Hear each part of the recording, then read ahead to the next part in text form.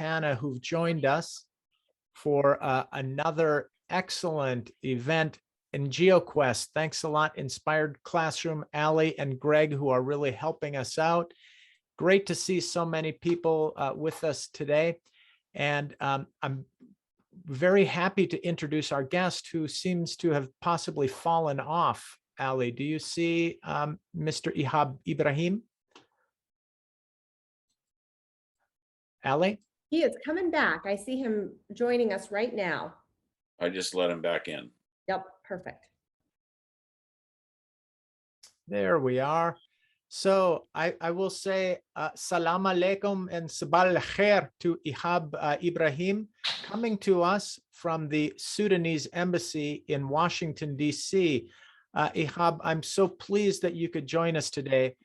Thank you, or shukran, for coming to join us. How are you? I'm fine, thank you very much. And salam alaikum, everybody. So I'm very glad and honored to be here today. Thank you very much for having me here. Yeah. Well, it's really our pleasure, Eihab. Thank you again.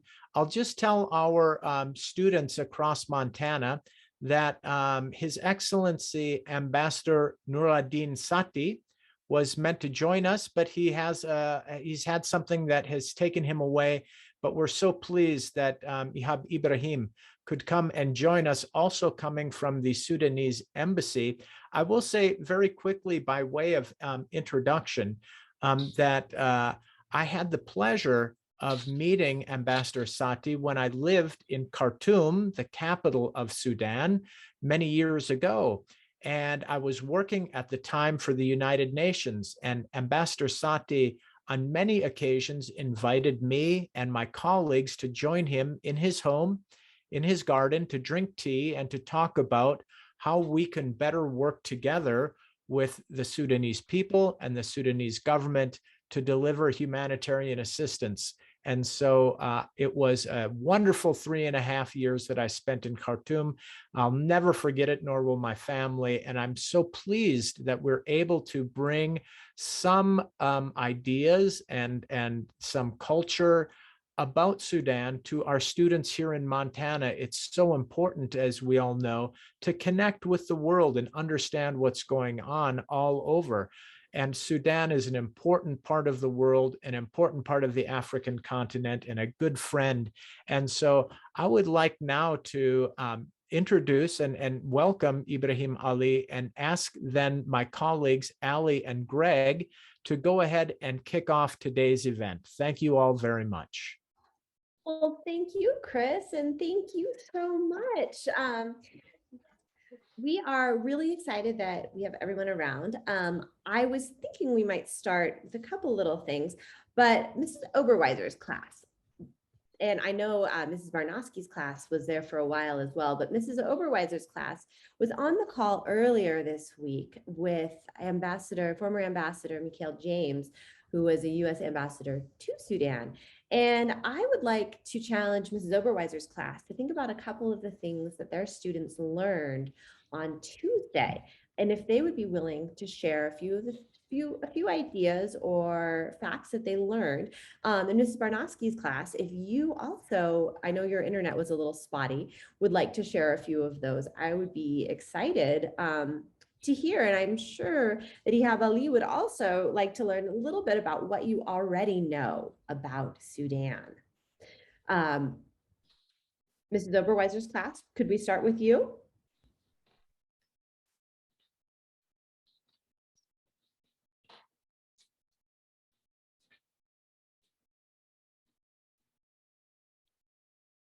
Okay, we're a little shy again.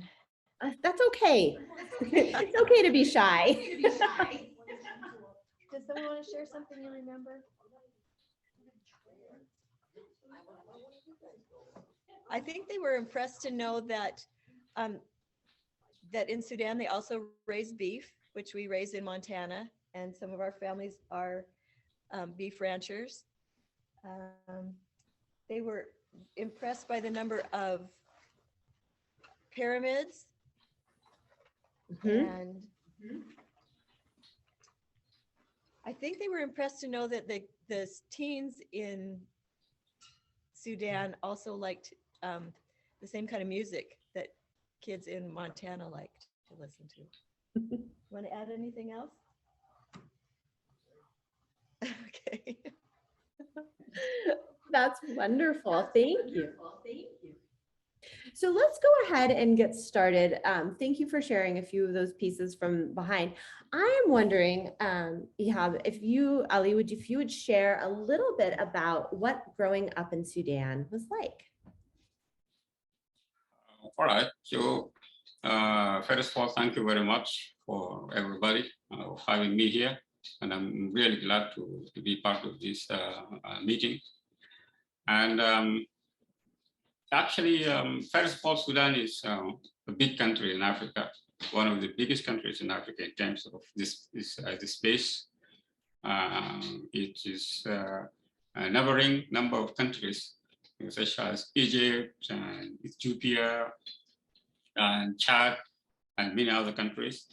And we have, just this is an introduction to Sudan. This is just a few information about Sudan. So we have a population of around 45 million population in Sudan. And our capital is Khartoum. Khartoum is the capital of Sudan. And it is a big city, really. It's composed of 3 cities joined together. It is Khartoum, Khartoum North, and Omdurman. Omdurman is our national capital. This is the oldest city which is our first capital in Sudan history. And those 3 cities are joined together with River Nile. Maybe you know that River Nile is the longest river in Africa. It starts from Ethiopia going through Sudan until finishes in Egypt. And this River Nile joins the 3 cities, Khartoum North, and Khartoum, join them together with a junction between 2 branches of the River Nile. White Nile and Blue Nile, they join together and then they start going together through Egypt until the Mediterranean Sea in Egypt.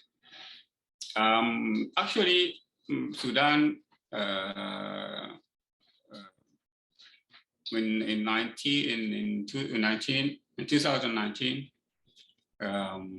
Sudanese people protested against a dictatorship, which was presided by President Umar Bashir. And since then, in 2019, Sudan changed the regime from dictatorship to a democratic regime, which is right now ruling the country. And the Sudanese people really sacrificed much so as to get to this stage of democracy. And the main development right now we have in Sudan, our economy is back, is growing up right now. We have new projects, our investment is booming up, as we say. And our relationship with other countries, maybe in the last 20 years, maybe 15 years was very bad with many of the countries around us, especially with the United States of America here. But right now we are having good relations with most of the countries around the world, particularly our relation with the United States of America is developing, is very good right now.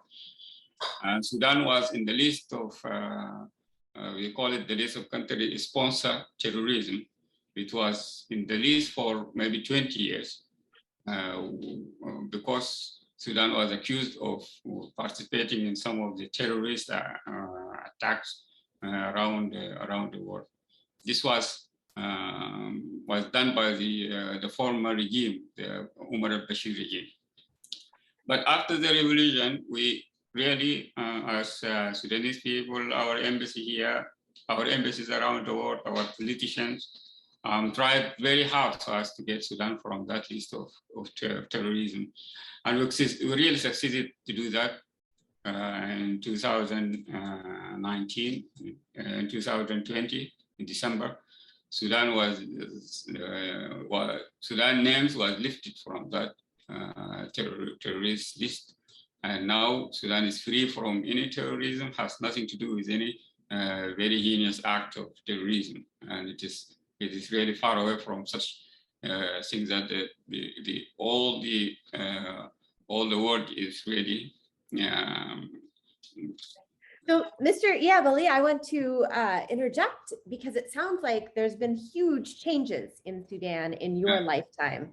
Yes, yes, yes. And that must have been pretty amazing and sometimes scary, I can imagine, to experience and to watch. But it sounds like things are coming to a point where there's a lot more good news coming out of Sudan. Do you feel like that's accurate? Yes, really. Yes, of course. Yeah. That's wonderful.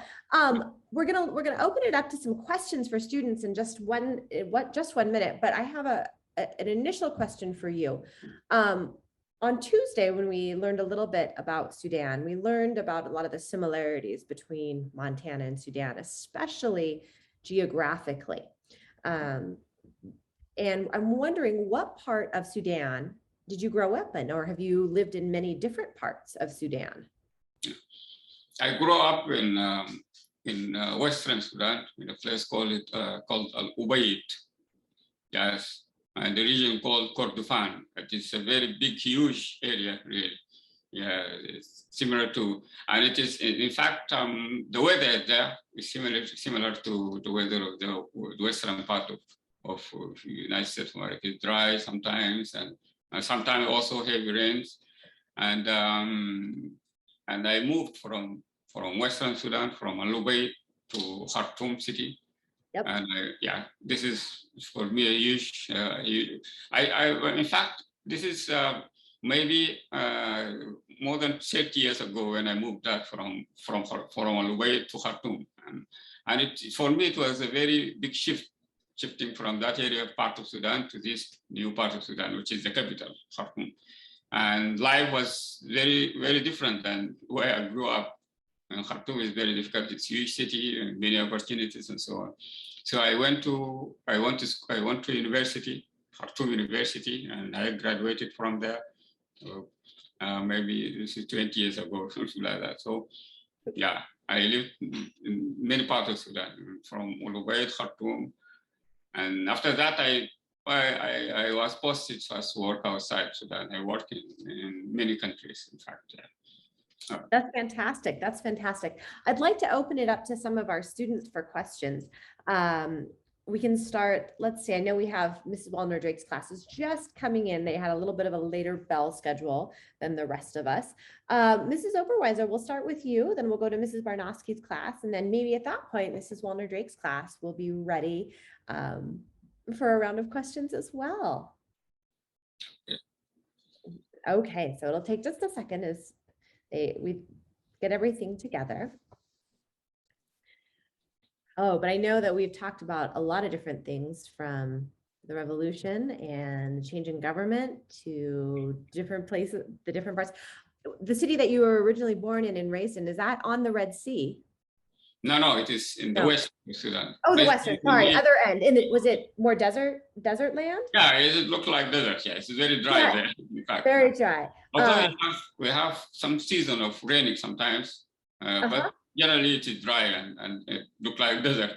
Yeah. Is there any agriculture in that part of Sudan? Yeah, but it's just local agriculture. It's not irrigated. It's just depending on the rain. When it comes, people go out and cultivate some areas. So very limited, in fact.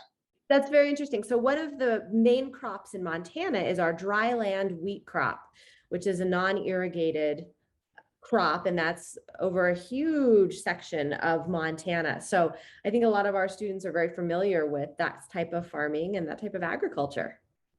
Yeah. Okay. All right, Mrs. Oberweiser's class, are you ready? Yes. Okay, Mrs. Barnowski, are you ready? We are. We have a student that has a couple of questions. She did pick up on something the other day, which the rest of us missed, but she does have a question. I was wondering if the lady the other day, she said something about the people who lived in Sudan, they used to call themselves something, but it was different from, like, it wasn't Sudan. And usually people outside of Sudan called them the people from Sudan, but the people inside called themselves something else. I was wondering what that was.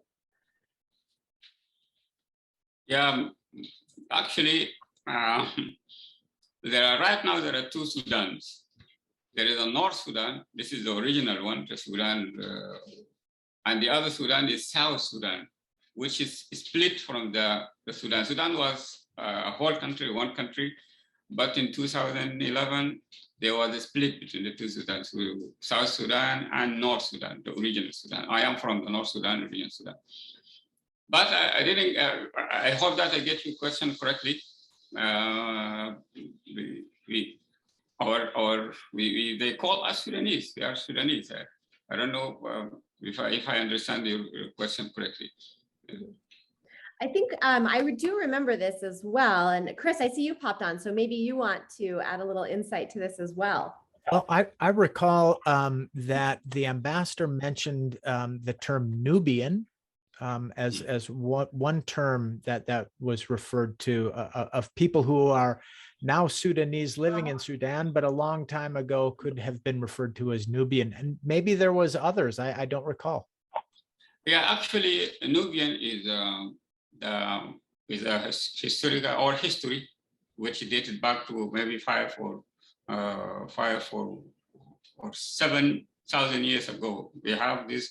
If you see in the picture here, you can see some of pyramids in Sudan, which is dated back to maybe 5 or maybe more than 5 or 4,000 years ago. At that time, Sudan was, the people in Sudan, they called Nubian, which are the original people who lived in Sudan maybe 5 or 4 years, 1,000 years ago. They called them Nubian. And they are actually who built our history at that time, 2,000 years ago. So at that time we called Nubian, and the Sudan we called Nubian before the name of Sudan came after that, maybe in the modern history. So this is date back maybe 4,000 years ago when the name of Nubian came out at that time.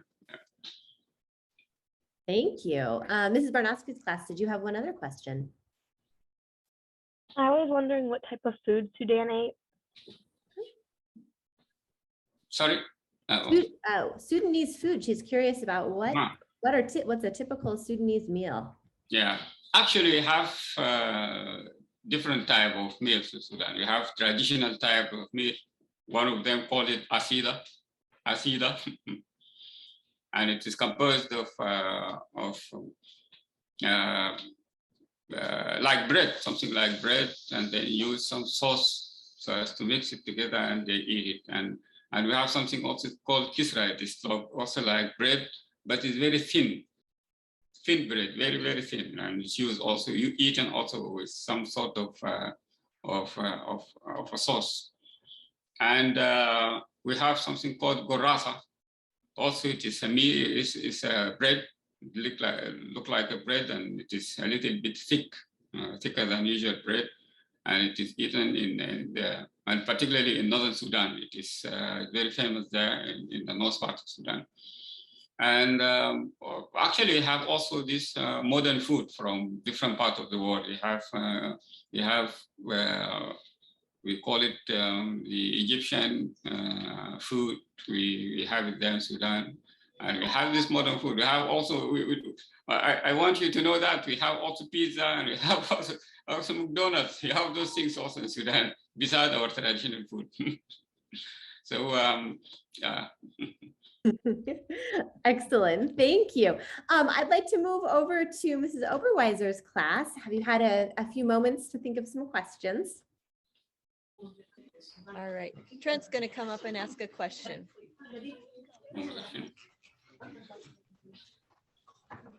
You guys have pets like dogs and cats? Great question. Yeah. Can you hear Trent's question? Yeah. Dogs and cats. Yeah, we have. We have in Sudan. We have, but of course, it's not like the United States here. I mean, it is not all the family that having dogs and cats with them at home. But some families have these dogs on fire. I used to have a dog when I was very little, maybe this is 20 or more than 25, 30 years ago. I used to have a dog. It was a very nice dog also. Yeah. Thank you for the question. Excellent. Do you have any other questions, Mrs. Oberweiser?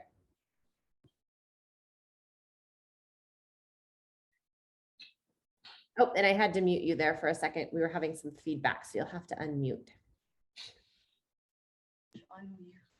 Technology. Oh my goodness.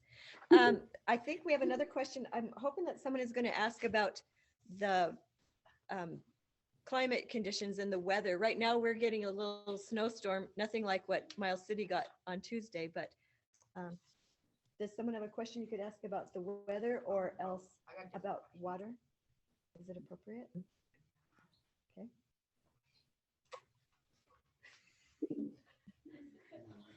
Do you have like internet and stuff there?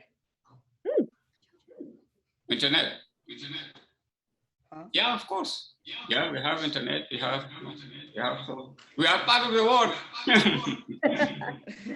Yes, we have internet there in Sudan, and people using it extensively, and they are all the time, like everybody in the world, all the time taking this handset and using WhatsApp and Facebook. So we have internet there. Excellent. Excellent. We're going to go ahead and move over to Mrs. Wellner-Drake's class to see if you have questions. Bozeman. And I know you guys just got here, but we do. We've got a couple. Yep. Hi, I was wondering, what are some cultural differences you notice between the United States and Sudan, if you notice any? Okay, this is a good question, in fact.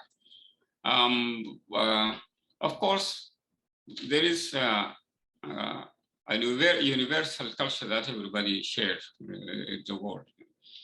But in Sudan, we have our particular culture, which is just for Sudanese people. You may not find it anywhere. We have our own very different wedding tradition, for example. We have our own music and songs. We have our own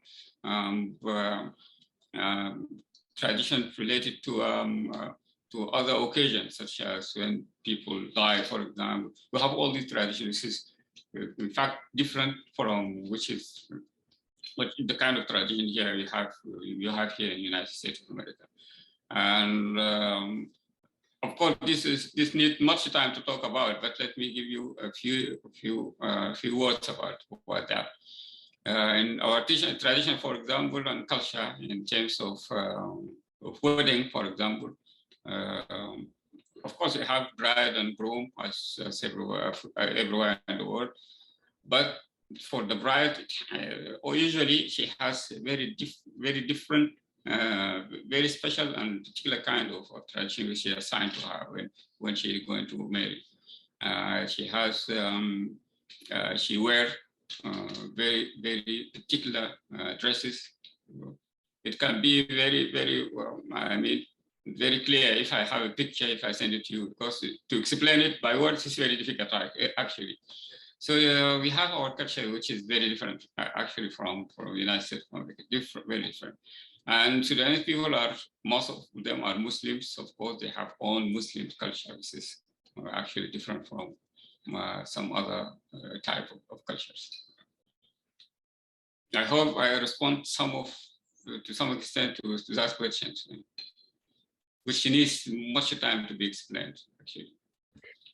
I have a follow-up question with that. And also, if you do Google Sudan wedding dresses, you come up with some very beautiful dresses. Yeah. So what advice would you give to people from the United States that wanted to visit Sudan culturally? Are there any cultural customs that we should be aware of so that we don't offend anybody or make an absolute fool out of ourselves? What would you recommend for us as visitors? Actually, we as Sudanese are very open to any culture. We do not have any, we don't hate in other cultures. We are open to any kind of culture. So there's no any concern if you come there as you are, as American, typically American. This will not make any difference for people treating you. And one of the very important things that us, we Sudanese, are very are welcoming people, are very generous. So if you want to visit Sudan, you are welcome anytime. If you drop in by the embassy, you send us email, we can give you a visa to visit Sudan. So in terms of culture, if you want to visit Sudan, I think there are some spots which are very important to be visited in Sudan. One of them is Northern Sudan, where you can go to see history of Sudan, which dated back maybe to 4,000 or 5,000 years ago. There are pyramids there. There are some of those statues for representing Sudanese people, maybe in the very ancient history. And we have in Khartoum, this is juncture between the blue and white Nile, which came together like this without mixing together. You see the two Nile, the two water going together, white and blue going together without mixing together until going up to Egypt. This is one of the amazing things that people when you come to Sudan want to visit it. And also, if you come to Sudan, you can visit our museums. We have some museums in Khartoum, which also can reflect and can give you an idea about Sudan culture, Sudan traditions. And if you are lucky, you can also attend one of the Sudanese traditional wedding in Sudan, which is very amazing.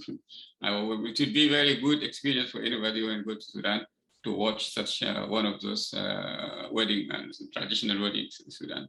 So you are welcome, all of you. You are welcome to Sudan anytime. Thank you. That's wonderful. You're very welcoming. Mrs. Wallner-Drakes, I was curious if you had another question. I think we do. Thank you. Hi. So because you guys are located in the Nubian desert, I was wondering what type of livestock you guys raise. Or fight what? I'm sorry. Or fight what? What type of livestock? Livestock. Yeah, agriculture. Yeah, in fact, we have cattle and some of camels also.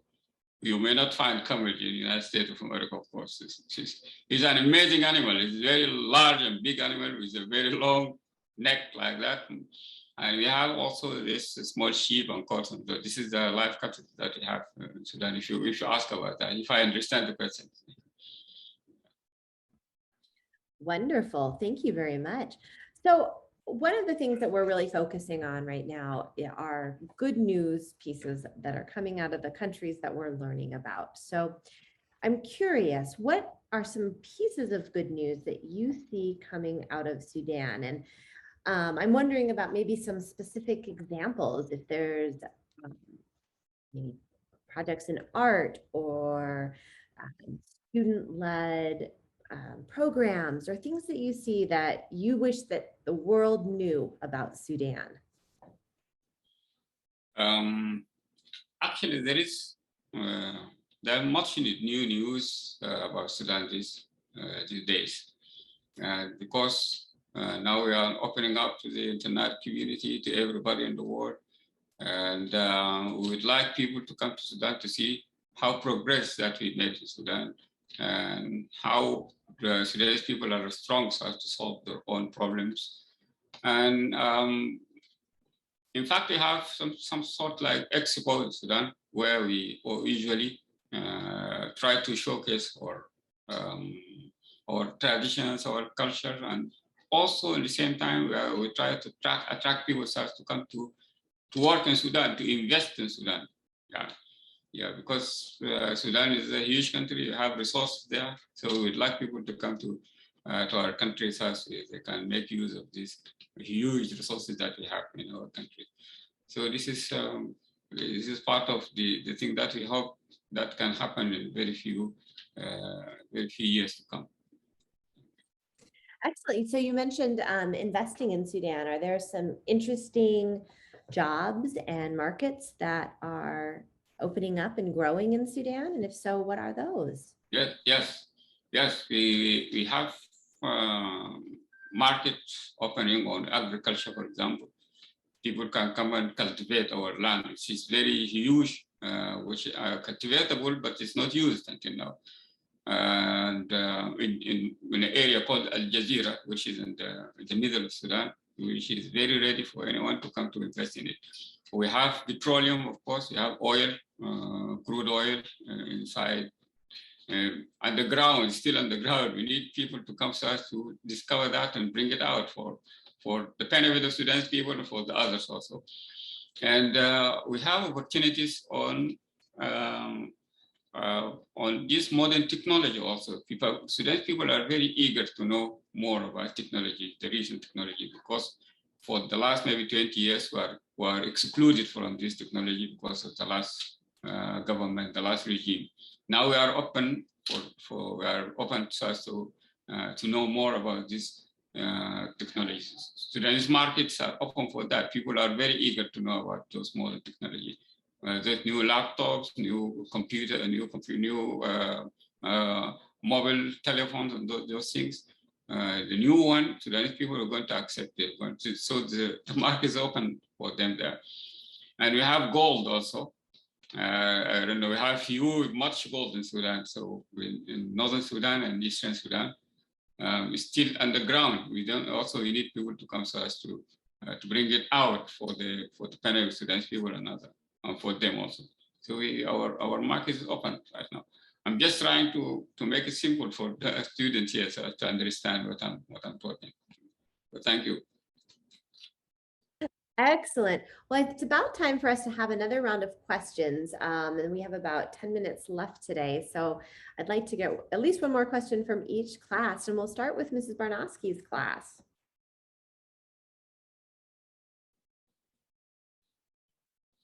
Do you have big cities in Sudan? Yes. Yeah, in fact, Khartoum itself is a big city in Sudan. Khartoum is the capital of Sudan. There are about maybe 8 million who live in Khartoum. And I said earlier that Khartoum composed of 3 cities. One of them is Omdurman, and the other one is Khartoum, and the other one is Khartoum North. They join together, they live together with the River Nile, which is in the middle of them. And you can see a picture of them if you Google with the internet, you can see the picture of Khartoum. It's very huge city. Besides Khartoum, we have another city. It's called Wad Madani. It's also a big city in the center of Sudan. We have Port Sudan, which is on the Red Sea. Is our port on the Red Sea. And we have also Al Ubaid. It's one of the where I grew up. This is my city where I grew up. It's one of the biggest cities. So we have many big cities in Sudan, besides Khartoum, of course. Well, thank you for your question.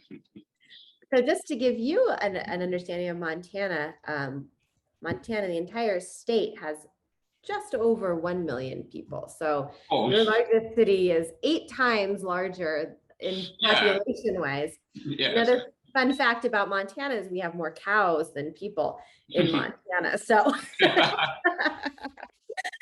all right, let's go ahead and move over to Mrs. Oberweiser's class.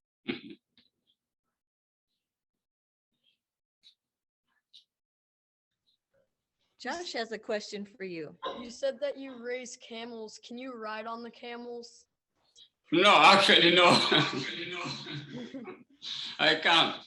Although it is there are many number of camels in the city where I grew up, but I didn't try to ride all of them. Very difficult.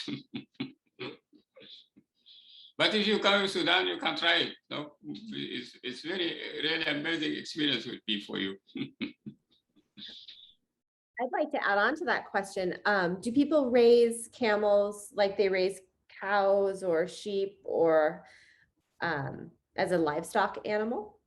Yes, they raise them as livestock animals and for trade also sometimes, and some of them for meat. They eat the meat of like cow also.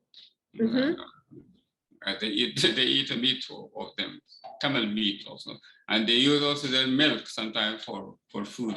And this is in some part of Sudan. So the camel there in Sudan is of economic usage also. It's not just for riding. It's used for many things. That's excellent. Thank you. I've never personally had camel. I'm sure it would be delicious. I'm sure it'd be wonderful. Yeah, actually, yes, yes.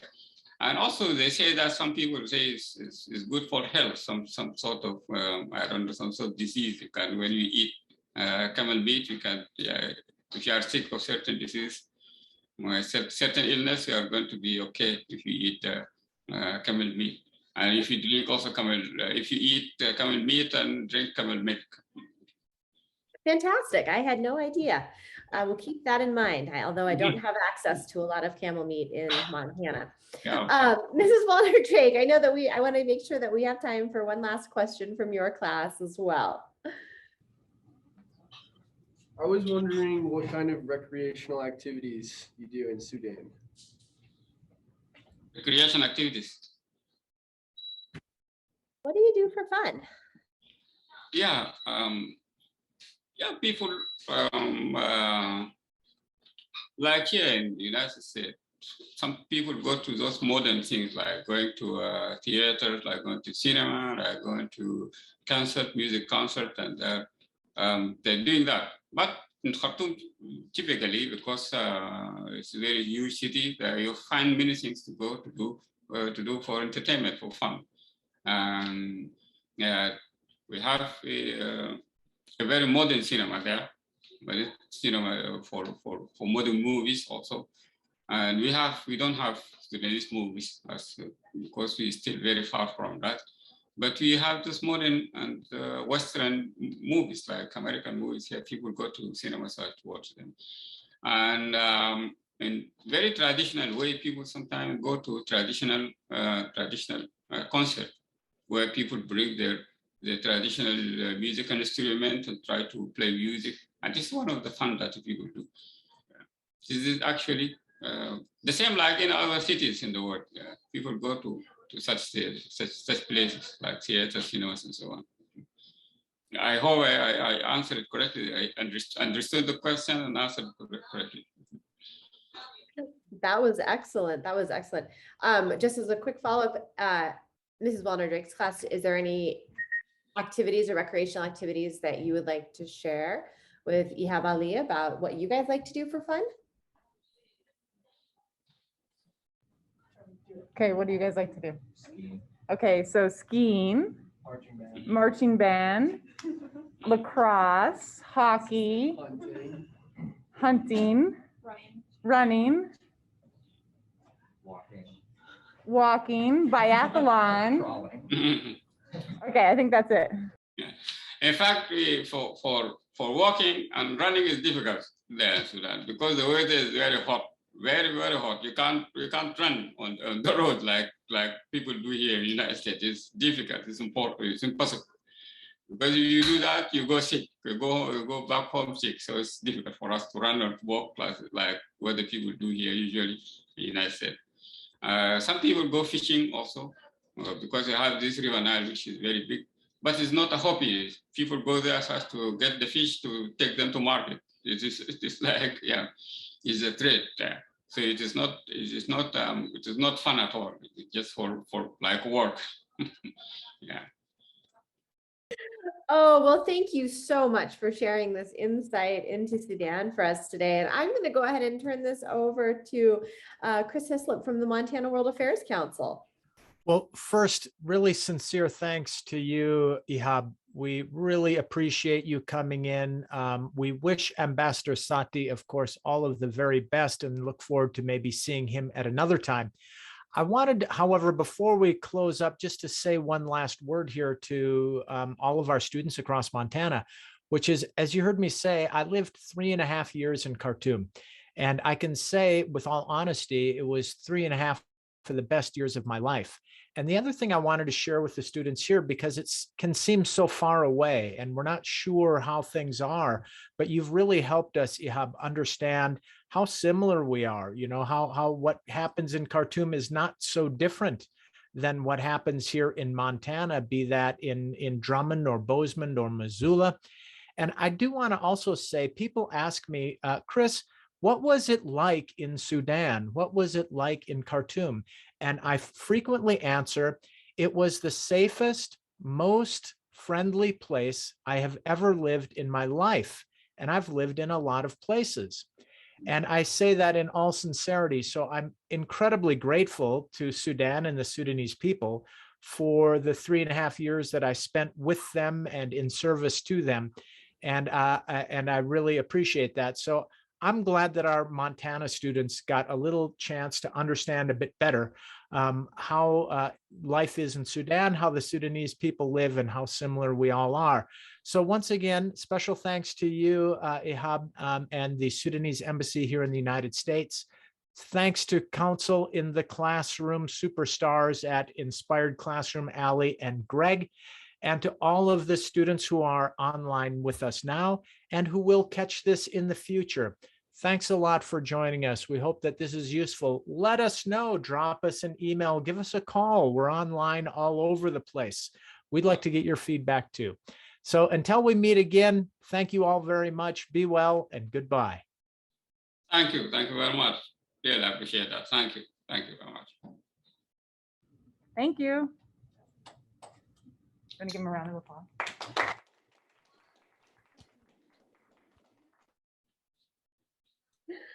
Oh.